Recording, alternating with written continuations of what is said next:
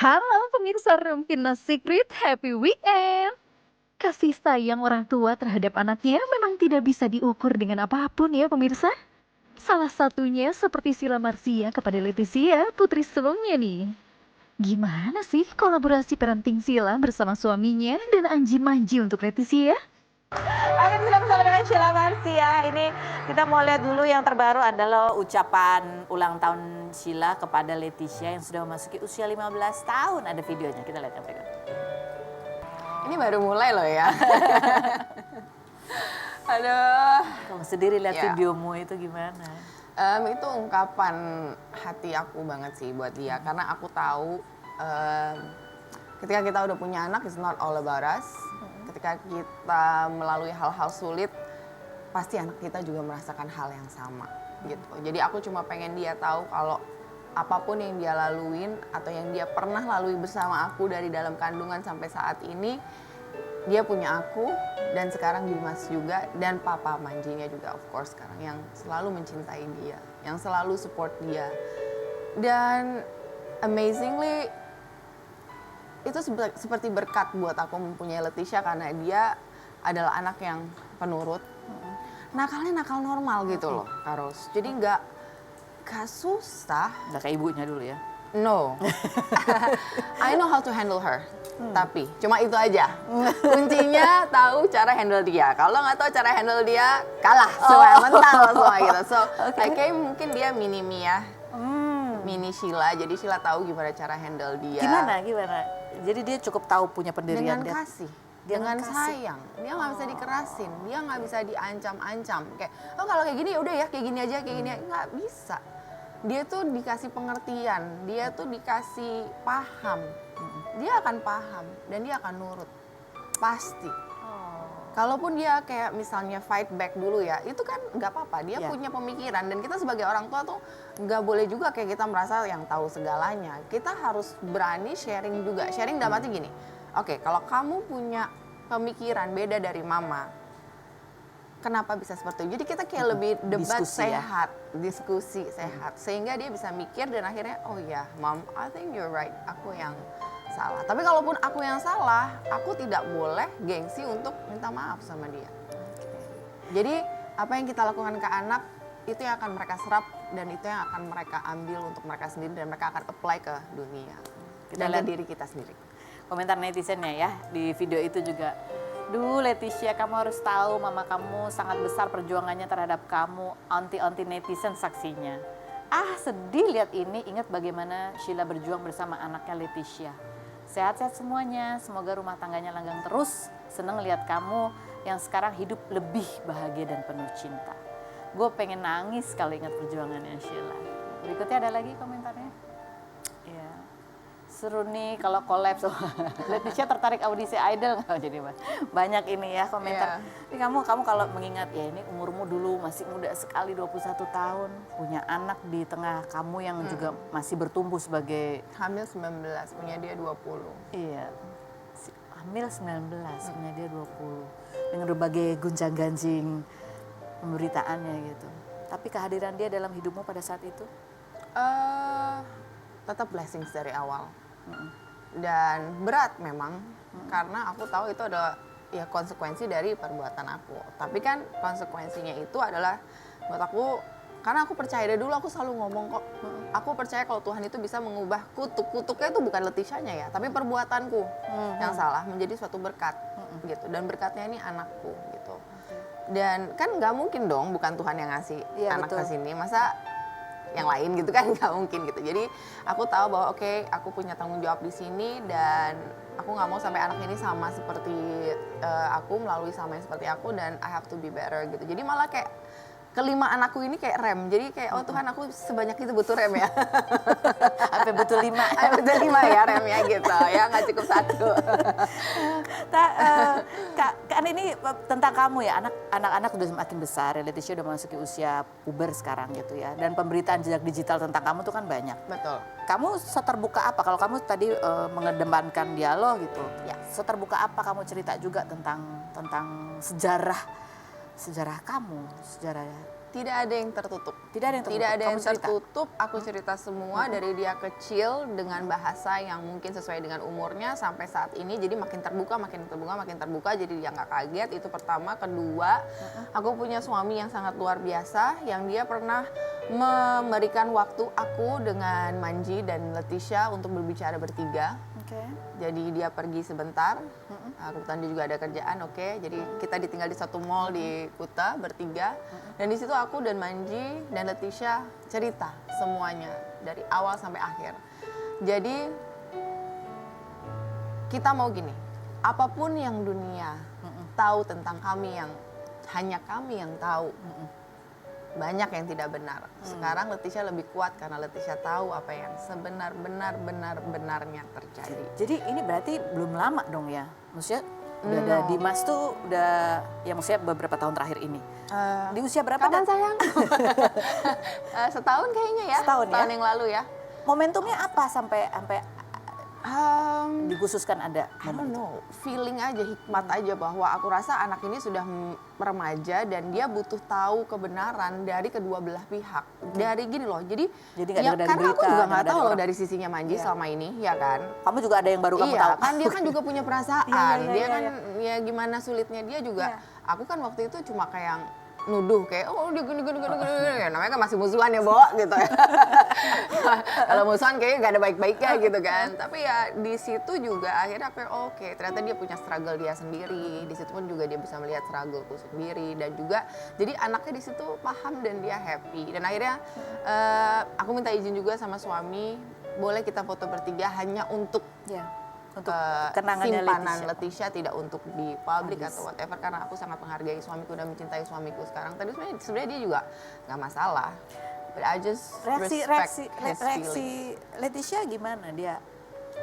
Ada dia mengajukan pertanyaan juga kah pada saat itu? Iya, dia kayak ya Bo, why apa ada gitu, tapi dia ketawa. Oh ya. Iya, karena kan ya Manji kan juga orangnya sebenarnya lucu kan gitu. Kalau misalnya as a friend gitu dia kayak suka joke-joke, terus kayak yang suka agak joke narsis kayak ya apa sih Pak gitu, kayak jijik gitu kayak gitu. So like it was a pretty fun moment di mana kita terbuka dengan si anak ini gitu. Dan bukan bangga ya. Bangga karena dia bisa menerima dan yang penting dia tahu kebenarannya. Dia mau, jadi intinya orang di luar sana mau bilang kita begini begitu ini, dia tahu apa yang terjadi. Dan kamu setelah kamu cerita semuanya apa yang kamu rasain? Lega dan aku berterima kasih banget sama suamiku, mempunyai hati yang besar untuk bisa merelakan itu terjadi gitu kan. Kan bisa aja dia milih untuk gue pantengin di sini, ya kan? But he didn't gitu. Dan aku juga makasih juga buat Manji mau Ikut berproses. berproses bersama juga. Dan aku Leticia juga yang lebih hebat, anak umur 15 tahun yang bisa understand, bisa menerima, bisa punya pemikiran yang sangat dewasa menurut aku. Dan menurut aku itu bukan karena aku, bukan karena siapa-siapa, tapi memang benar-benar karena Tuhan Yesus luar biasa gitu. Maksudnya dia yang memproses semua ini udah kayak udah didesain gitu loh. Gitu. Kamu bisa bilang dia dewasa, ada satu statementnya yang dia sampaikan yang memang, wih, dia Karena merespon. dia bisa rasa, she understands. Jadi kayak sekarang pun sebenarnya kan dia juga udah besar ya. Misalnya dia ada suka. Aku nggak bilang kayak kamu nggak boleh pacaran kayak gini, nggak bisa. Aku cuma bilang gini, kalau kamu punya seseorang yang spesial, atau misalnya kamu punya perasaan spesial, itu sangat lumrah. Karena apa? Karena kamu human being.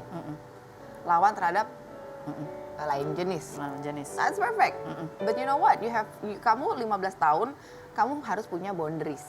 Boundaries itu dibikin untuk protect kamu dari kejadian seperti Mama. Karena kamu akan punya mimpi yang panjang nih, gitu loh. Bukan berarti Mama nyesel punya kamu, enggak ya. Yang sudah terjadi and I'm happy, ya ini tanggung jawab Mama. Tapi kamu kalau masih mau ngejar mimpi, kamu kejar mimpi dulu. Boundaries itu diperlukan supaya kamu bisa meraih mimpi kamu, kamu bisa menjadi lebih baik, maksimal. Dan it's not punishment for you. Itu protection. Dan dia ngerti. Turun-temurun, Leticia juga mengikuti jejak mamanya yang dulu merupakan alumni Gadis Sampul. Dan hari ini adalah malam final Gadis Sampul 2025. Kira-kira akankah Leticia terpilih menjadi sang juara? Sama-sama terjun meniti karir lewat ajang ini di usia 15 tahun. Gimana sih support Sila untuk putrinya? Ini usianya sama-sama 15 tahun, sama seperti ketika kamu juga Iya. ikutan Dan Gadis Sampul. Dan itu kan juga kayak gerbang pembuka kamu kemudian berkarir Iya. di Jakarta. Iya, Pada saat itu kan ya keluarga masih di Bali, betul. kamu di Jakarta. Betul. Nah kalau ini katanya keluarganya ini ikut ya, ikut Leticia ke Jakarta. Makanya keluarganya duluan di sini. Jadi memang sudah ada rencana Jadi dia. dibalik. Oh, ya ampun. Ini Tisha kan? Jadi dibalik di keluarga datang duluan. Iya, di Bali. Untuk Kalau dulu kan aku duluan, baru Keluarga, mama, mama. gitu kan. Kalau sekarang aku duluan sama Dimas, tapi kan memang sudah ada papa mandi juga. Iya. Jadi ya biar lengkap semua. Jagain dia kiri kanan depan belakang, set set set. Tapi kan keputusanmu ini itu juga sebuah refleksi dari apa yang kamu butuhkan dulu mungkin di usia 15 tahun. Karena aku nggak bisa bendung dia, aku nggak bisa bendung Tisha, aku nggak bisa bendung Nael. Kalau mereka membutuhkan itu dan potensi mereka bisa berkembang di sini, aku harus siapkan di sini. Walaupun aku nggak betah.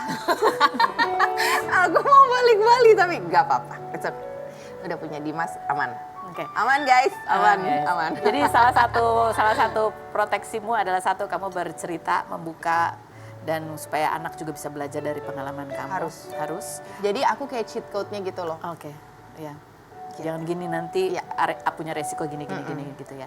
Apalagi yang kamu jaga banget supaya nanti dia tidak ya ini kan godaannya apalagi zaman sekarang tuh kan baik dunia nyata maupun dunia maya. Iya. Aku jaganya bukan hanya dengan mencintai anakku, tapi juga aku mencintai di sekeliling anakku. Sahabat-sahabat anakku, teman-teman anakku. Bahkan mungkin nanti mereka punya pacar, aku juga pasti akan mencintai mereka juga. Aku ingin memahami mereka. Tapi kalau mereka macam-macam dan mereka menyakiti anakku, Hati-hati. you'll see. Oke. Ini kalau Tisha juga kan sering dancing. Keren banget loh itu ngedance-nya. Ini bakat dari Manji kayaknya ya. Dancing keren banget tuh Tisha dengan rambutnya gitu ya. Ngomong-ngomong soal kolaborasi parenting kepada anak nih pemirsa. Selanjutnya ada juga cerita parenting Ben Kasyafani bersama istrinya dan Marsyanda yang merupakan mantan istri Ben untuk Sienna. Ben mengaku sempat sedih ketika Sienna memutuskan untuk tinggal bersama Marsyanda. Namun ada hal yang menarik dari co-parenting mereka lah. Ini dia. Ini ada artikelnya nih, kamu sempat cerita perasaan Ben saat Sienna minta pindah sama Caca. Dan ini kan kamu kalau ceritanya tiba-tiba aja ujuk-ujuk itu masuk dalam mobil, dia duduk. Masih ingat gak kalimatnya? Masih ingat itu kalimatnya tadi yang kayak rajin banget ke timnya Rumpi nih ya. Cocok banget namanya emang Rumpi di statement gitu kalimat itu Betul ya, kita diartikan. Karena yang disampaikan sama Sienna waktu itu berbahasa Inggris. Tapi memang sebenarnya tinggalnya udah dari Januari tahun ini. Januari kemarin. udah lama gitu. Tahun lalu ya aku lagi jemput gitu terus pulang dia tiba-tiba nyampein ya aku mau tinggal sama my biological mother lah. My biological mother. At least for once gitu katanya. Ya udah itu menurutku valid sih. Iya. Ya, aku nggak bisa jawab apa lagi. Cuman pengen tahu aja alasannya apa gitu ya. Kagetnya sebenarnya ya anaknya udah gede ya. Dia udah bisa memproses apa namanya apa yang dia mau dan dia bisa menyampaikannya dan itu valid buat dia. Jadi mungkin aku pikir juga saatnya untuk dia berani untuk memutuskan sesuatu untuk dirinya sendiri dengan segala macam konsekuensinya. Kita orang tua cuma jagainnya kalau ada apa-apa kita ada di sini gitu aja. Dia bilang kan kalau aku umur 12 kayaknya aku mau tinggal sama ibu biologisku gitu kan. Dia waktu dia ngomong gitu udah umur 12, umur 11. Belum tahun lalu. Karena dia pindah tuh persis dia ulang tahun 12 Januari kemarin tahun ini gitu. Oh, oke. Jadi kayaknya memang udah ngobrol sama Caca juga, dia udah nyampein ke Caca terus ya buat aku sih valid sih. Jadi tahun lalu dia ngomong kayak gitu ya. Memang secara hukumnya kan Iya, secara hukum ya tahu kan yang kita tanya perasaan kamu ya. Oh iya. Ngek gitu kan pasti. Iya sedih. Waktu langsung terbayang, waduh hari-hari kita pulang kerja ke rumah nggak ada nggak ada dia seperti apa gitu. Ya mungkin itu yang dirasain sama Caca kan selama ini juga kan. Iya. So fair sih. So, akhirnya tapi yang jauh lebih mengharu biru itu adalah pada saat sebelum itu direalisasikan ya aku Caca sama Sienna kita ngobrol bertiga. ya Sienna perlu tahu fakta-fakta yang terjadi perpisahan orang tua itu seperti apa in detail gitu kan, supaya kita sama nih. Dia tidak punya dua versi yang berbeda gitu. Akhirnya aku pun sama Caca juga akhirnya bertukar cerita, versinya dia setelah berapa tahun. Serius? Iya. Wow. Kan ternyata ada yang sama tapi ada beberapa versi. Oh ternyata kita beda di bagian Sudut sini. pandangnya beda Sudut gitu. pandangnya kita melihatnya beda walaupun kejadiannya kita lihat sama gitu. Ya udah di situ kita nangis-nangis ada tuh bertiga gitu. Oh begini toh gitu ya. Tapi setelah itu kayaknya jauh lebih bisa. Oh ya udah it's in the past. Ya udah sekarang kita tinggal mengukir cerita baru aja ke depan seperti apa gitu. Menarik ya. Berarti justru dengan itu malah ada closure gitu kan. Kurang lebih Sebangsa sih, itulah gitu ya. kurang lebih sih seperti itu gitu. Kita punya satu versi yang sama bertiga bahwa ini yang terjadi dalam kehidupan kita ya kan. Kita punya cara pandang dari orang tua laki-laki, orang tua perempuan sama pasti. anak. Kejadiannya sama, kita nggak ada yang kita tutup-tutupin satu pun. Terus Sienna reaksinya apa? Reaksinya apa nih? Reaksi pada saat mendengar saat bapak itu. ibunya bercerita dan kemudian ternyata oh gitu yang ini melihatnya Apa begini, dia ya? ini melihatnya gitu. Dia kayak gimana tuh? Kayaknya Sienna nggak terlalu banyak memusingkan apa yang udah terjadi di belakang sih. Dia lebih fokusnya karena dia tipikal orang yang kayaknya kalau dia peduli dan dia khawatir, dia tuh lebih banyak memendam gitu. Memendam tuh maksudnya nggak dibawa, nggak mau nunjukin karena dia nggak mau bikin susah kita gitu. Dia pernah nyampein kayak gitu. Dia cuma bilang apa waktu itu ya, pokoknya intinya jangan sampai semuanya, gue akan coba menurut dari versi ini, gue akan mencoba berusaha adil, tapi ini hidup gue dan gue mau gue jalanin. Jadi ya lo orang, lah kok nangis? Ya maksudnya itu anak Makanya. gitu ya, dia ngomong aku akan berusaha adil. Itu kan kayak Makanya. yang dewasa tuh siapa Ya, makanya gitu. kita juga, tapi akhirnya kita juga jadi belajar kan. Akhirnya ada banyak banget fakta yang menarik, bahkan Caca kan orangnya sangat teratur dan sangat rajin ya. Jadi kita sebelum itu hari H-nya seminggu sebelumnya aku, Caca sama Ines tuh kita ketemu bertiga, bawa laptop di kafe.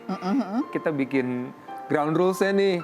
Kita samakan persepsinya dari aku apa, dari Caca apa. Ini atas inisiasi Caca. Udah akhirnya kita lempar aja deh apa yang poin-poin apa aja yang kita sepakati bersama, dari mulai pembiayaan, dari mulai hari, supaya nanti di tengah-tengah kalau ada dispute ya kita baliknya ke situ gitu. Ya salah satu yang paling diinget ya, pokoknya kalau ada sesuatu yang berbeda di antara kita, ya kita harus libatkan Sienna.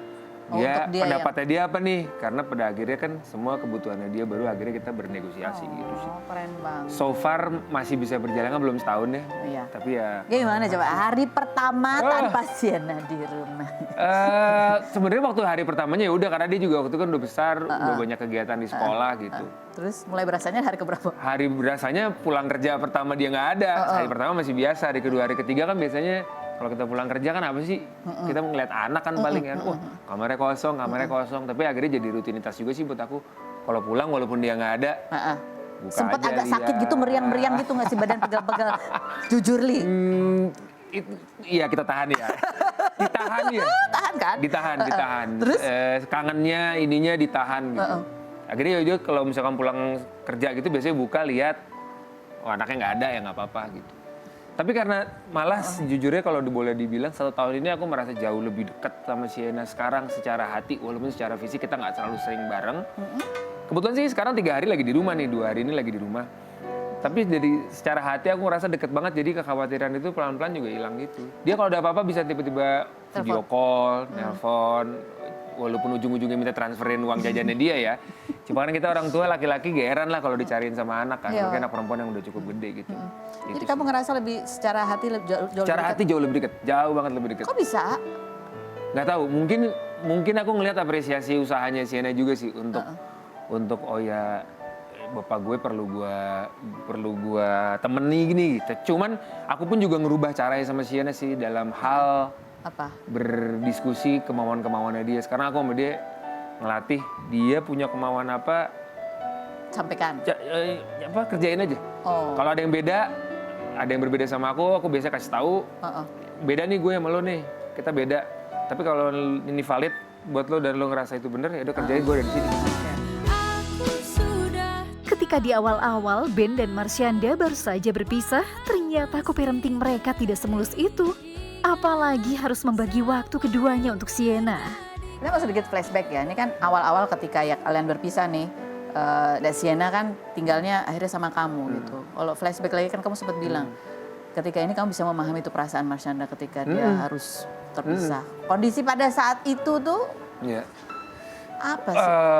Tapi sebenarnya itu Itu berat pasti ya. berat untuk apa nih? Buat aku apa buat Buat kalian buat bertiga. berdua? Bertiga iya. Awal tahun-tahun pertama sih, Kak. 4 tahun pertama itu buat aku sendiri cukup berat karena yang paling berat tuh kadang-kadang kita harus melakukan sesuatu yang sebenarnya kita nggak pengen. Misalnya ya karena kita udah menghadapi kejadian itu terus habis itu keputusannya di aku dan kadang-kadang Sienna memang harus di rumah dan Cacanya pengen tapi kita belain yang mana nih kebutuhan kita sebagai keluarga atau ya aku gitu sampein ke Caca. Can juga aku sebenarnya nggak pengen ngelakuin ini tapi kita sudah pernah melewati ini sabar aja ya gitu. Ya Caca akhirnya bisa ya dia menelan lah pil pahit itu mungkin ya untuk dia gitu. Itu dia akhirnya membuat kita jadi sama-sama punya koneksi untuk gue paham apa yang lo rasain, dia juga bisa memahami apa itu karena aku juga berusaha untuk mengerti apa yang dia rasakan gitu. Mungkin trust-nya pelan-pelan terbentuk dari situ. Trustnya terakhir muncul ya. Karena biasa kan dalam perpisahan tuh biasanya kalau ada ya sama-sama pingin deket dengan anak gitu kan. Pasti ada ya kesalahpahaman, emosi. Berapa tahun akhirnya udah mulai santai itu? 4 tahun kali ya, 4 tahunan, 5 tahun. Ya? Lumayan lama. Santai itu artinya trust-nya udah mulai muncul karena kita kan ada beberapa hal yang kita alamin waktu dulu tuh yang mungkin ya media, masyarakat apa yang mengikuti berita juga nggak tahu karena kita punya cerita-cerita yang kita simpan sendiri gitu kan dan itu cukup membekas dan traumatik juga untuk kita bertiga gitu. Untuk kamu yang traumatik apa? Buat aku traumatik ya saat itu kan ada ya semua pernah mengalami kalau yang pernah mengalami perpisahan habis itu rebutan tanda kutip anak gitu. Hak asuh anak. Ya kekhawatiran bahwa anak itu diambil terus habis itu nggak kembali Kamu itu bisa kan. ketemu gitu ya. Alhamdulillah itu tidak terjadi karena untungnya kita berdua aku sama Caca sama-sama berusaha untuk seamanah mungkin tapi kan traumatik rasa kekhawatiran di kepala yang kita nggak bisa lepas kan gitu. Nah itu masih suka muncul tapi setelah 4 tahun hampir nggak ada karena trustnya udah kebentuk jembatannya. Gitu. Nih ya ampun kenapa tiba-tiba aku punya ingatan ya. Ada loh aku lihat di artikel berita atau apa karena dulu belum ada sosial media. Ada tuh kamu duduk di depan rumahnya. Iya, masih inget aja tuh berapa tahun lalu. Terus tuh kayak ada captionnya kayak Ca, tolong dong Ca gitu. Iya. Kamu sih inget ya saat itu nggak tahu harus berbuat apa lagi kan. Terus akhirnya jadi harus melakukan hal itu. Itu masih pet itu, belum sosmed. Pet iya Ca. Zamannya pet itu tempat ramai. Kamu nunggu berapa lama tuh depan rumah Marsyanda waktu itu? Aduh lupa ya. Intinya mungkin nunggunya nggak berapa lama cuman rasanya lama nggak ketemunya itu kan. Akhirnya ya aku masih muda juga saat itu dan nggak tahu harus belum pernah kan mengalami hal seperti itu akhirnya dilakukan itu tapi kalau boleh diulang mungkin aku tidak akan melakukan itu sih karena ternyata itu akan diceritakan Kak Feni aja harus aja inget sampai sekarang kan kalau bisa sih aku tidak akan lakukan itu saat itu ya nggak apa-apa dong maksudnya masalahnya adalah karena kamu adalah public figure makanya ada terdokumentasi makanya kalau orang biasa mah wajar lah datang ketemu gitu. Ya baiklah. Nah ini yang selanjutnya nih kan Bu sudah masuk teenager. Kita lihat di TikTok ya. Sienna dia tuh suka bikin konten juga sama teman laki-lakinya ya. Namanya siapa? Namanya Kinan. Coba kita lihat nih kompilasi yang berikut ini. Aku baru ada komen netizennya. Bapaknya langsung komen. Apa itu pegang-pegang? Emang nggak pernah lihat Pak? Si bilang nggak protektif ya. Si bilang apa? Nggak pernah nonton. Nggak pernah lihat, baru lihat deh. Yang itu video yang itu baru lihat. Waduh maaf ya Sienna. Enggak sih, mungkin dating mungkin enggak. Semua orang banyak yang komen. Even dia pun juga bertanya-tanya gitu. Ya kita khawatiran orang tua. Tapi akhirnya aku mengajak dia ngobrol secara serius untuk tahu konsekuensinya gitu. Ada yang ngadu ya. Ben Kasyafani anaknya udah pacaran. Mana tuh lihat tuh. Sien balik lagi jadi bayi. Iya, please aku juga punya begitu. Balik lagi aja jadi bayi lebih gampang. Enggak juga sih, bayi lebih repot. Tapi ada aturannya nggak akhirnya untuk lawan jenis? Kalian punya aturan apa? Sebenarnya based on kebutuhan sih. Tapi aku mengafirmasi bahwa si anak itu wajar, kan dia pertama kali kenal dengan perasaan itu kan, ada suka, crush, apa segala macam, laki-laki, lawan jenis dan lain-lain. Itu dari sebelum setahun lalu kita udah sering ngobrol soal itu, terus ilmu seksual sih ya pokoknya mengajarkan tentang seksualitas kita juga udah mulai. Berbeda laki dan perempuan. Berbeda laki perempuan apa, secara agama juga seperti apa gitu. Jadi mungkin secara kebutuhan itu boleh, tapi untuk kayak dating, untuk apa yang membawa beban-beban dan komitmen-komitmen, kayak itu nanti dulu. Dan dia juga sadar kayak enggak deh gitu. Tapi kalau untuk deket, akrab ya cuman buat dibatasin berteman, aja. tapi ada batasannya gitu ya. Tapi perasaan suka itu adalah hal yang wajar. Gitu. Yang aku bilang sama dia pokoknya, yang bisa ngebatasin diri kamu itu cuma diri kamu sendiri. Kita orang tua cuma bisa ngingetin dan mendoakan pastinya.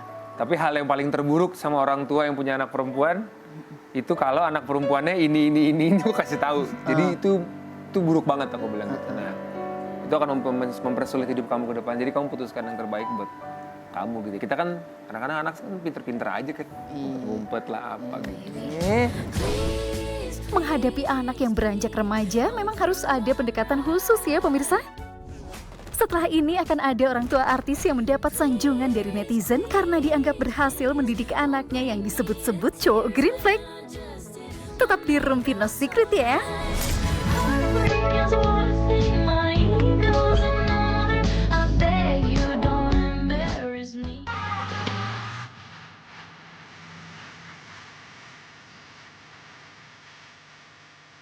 Marini Zumarnis, aktris yang pernah membintangi sinetron Bidadari ini memiliki putra Dava Wardana yang kerap dilulukan oleh netizen karena sikapnya yang dinilai green flag.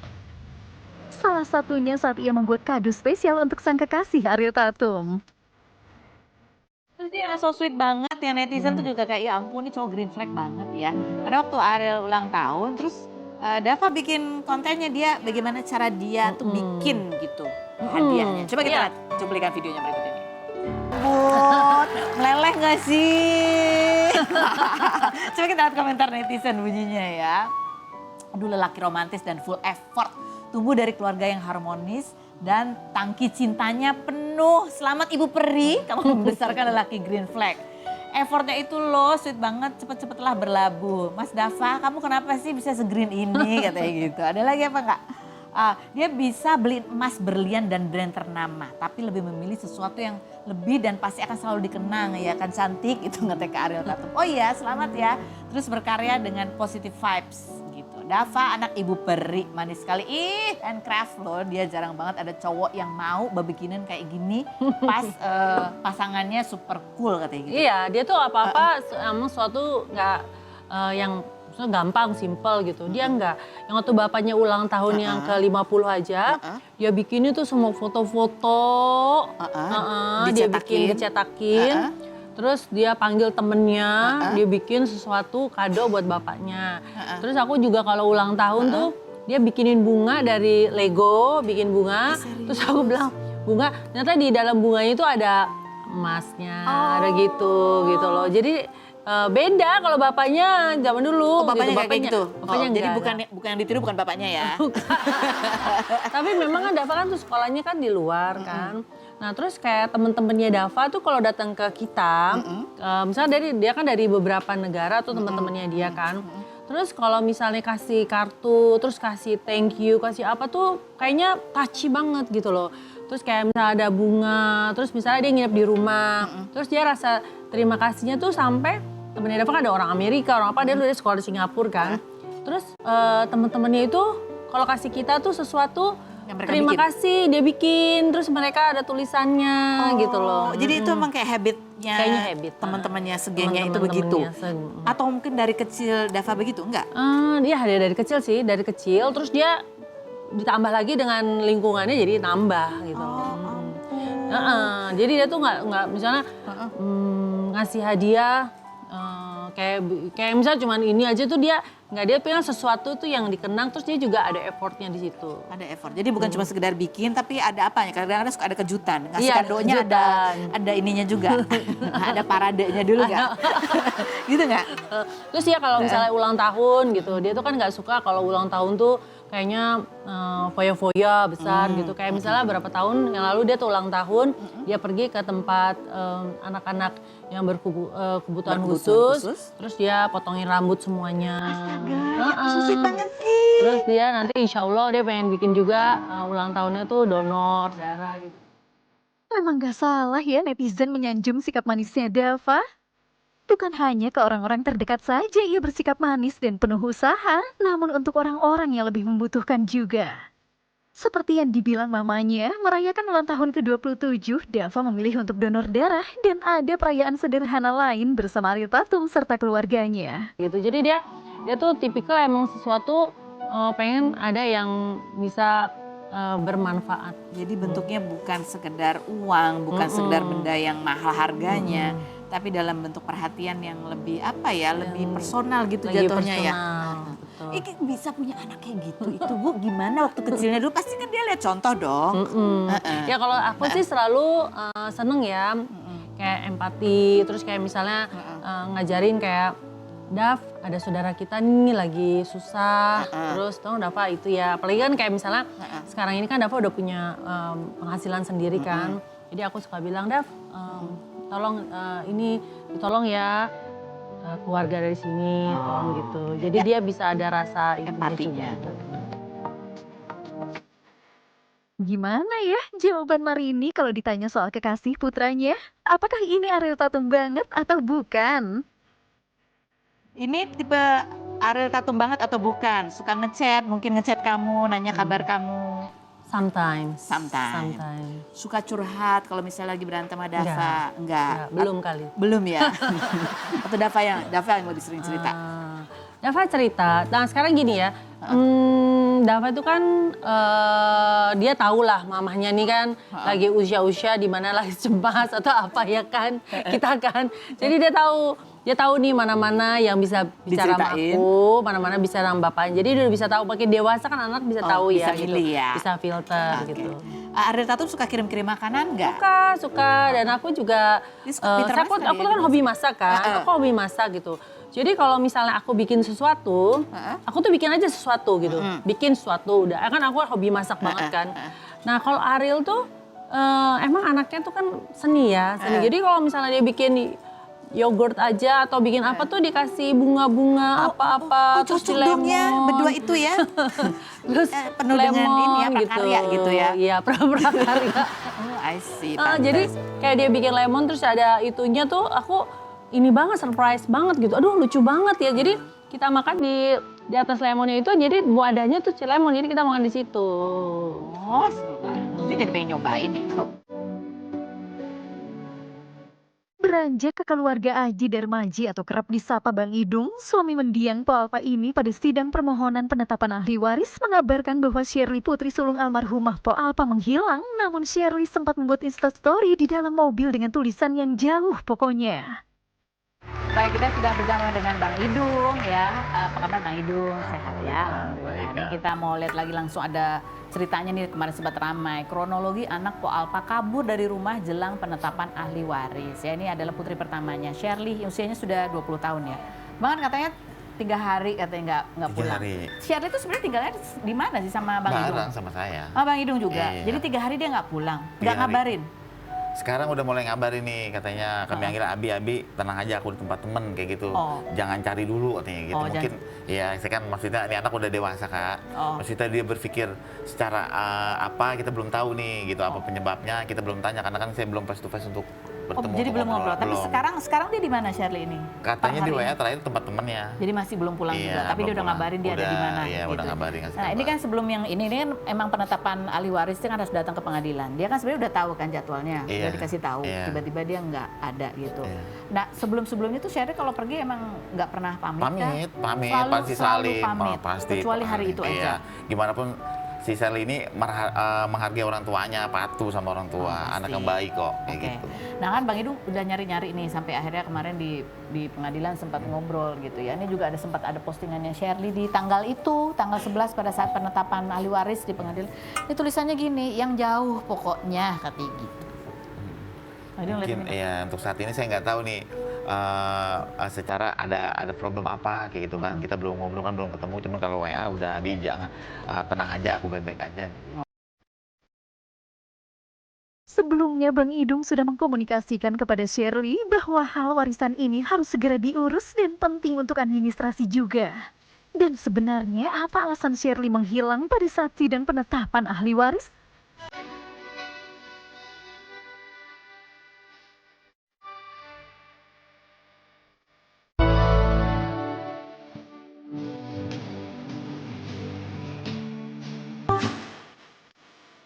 Selama 3 hari, Shirley tidak bisa dihubungi, membuat Bang Idung khawatir tidak bisa tidur.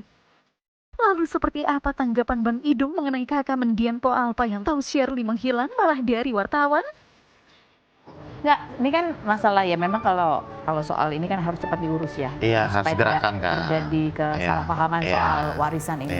sebelumnya tuh sempat ngobrol nggak sih sama Shirley, ngasih pengertian ke dia kenapa ini Ngobrol. harus diurus Iya kan, secepatnya? tahu kok. Anak tahu kan udah dewasa juga ya. Ada administrasi yang harus kita selesain kayak gitu kan, itu sangat penting kayak gitu. Jadi Bang Ido nggak kebayang sama sekali apa yang membuat dia itu ya memutuskan di tanggal itu. Iya betul. Dia nggak pulang justru. Iya bisa juga saya baik sangka ya lupa juga kayak gitu. Mungkin ada pas ada masalah apa, nih anak lupa kayak gitu. Pas Tapi besok pada saat 3 sidang. hari itu sama sekali nggak bisa dihubungin. Enggak, checklist 1. Checklist 1? Checklist 1. Oke. Nggak nyari ke keluarga juga, Bang Ido? Udah diskusi sama keluarga almarhum juga, sama-sama cari. Sebelum tanggal ke pengadilan itu udah tanya ke keluarga belum? Tentang?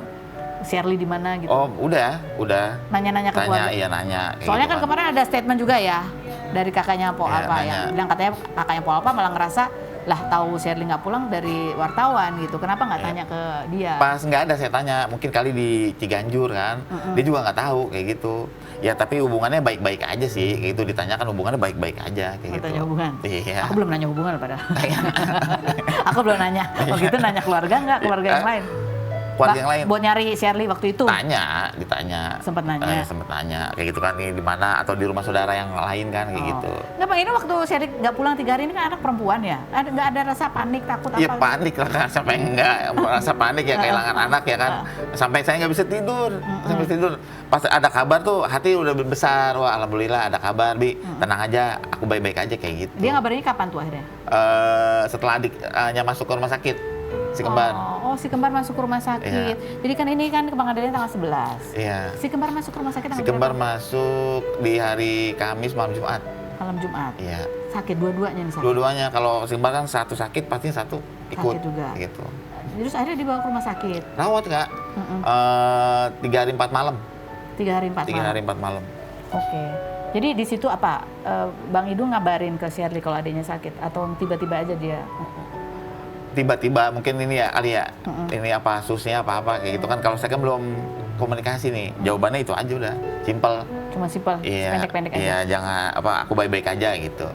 Ini adiknya nih 2 ya, Rafa sama Raffi. Raffi. Ini sakit. Sakit. Sakit apa?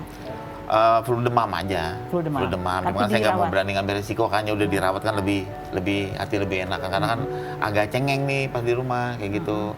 Pas balik ya baru kemarin kok alhamdulillah udah sehat. kayak Berapa gitu. hari dirawat? 3 hari 4 malam. 3 hari 4 3 hari 4 malam. Terus apa? Bang Idu kan pasti ya sebagai bapak ini anak yang gede nggak pulang aja nggak bisa tidur. Apalagi anak sakit. Wah, dua-duanya nih pikiran lagi kacau Kak. Yang ini sakit, yang si kakaknya belum pulang kayak gitu. Udah mana almarhum pas 100 hari. Itu pas adiknya sakit, almarhum 100 hari. 100 hari kayak gitu. Ada takziah di rumah kan, pengajian kayak gitu, Terus tetap apa? berjalan. Ngerasa mimpi ketemu almarhum. Di rumah sakit kayak gitu, di rumah sakit mulu. Mimpi. Iya. Nggak kerasa ya pemirsa, sudah di penghujung acara aja nih. Saksikan terus Rumpino Secret setiap hari pukul 2 sampai 3 sore hanya di Trans TV.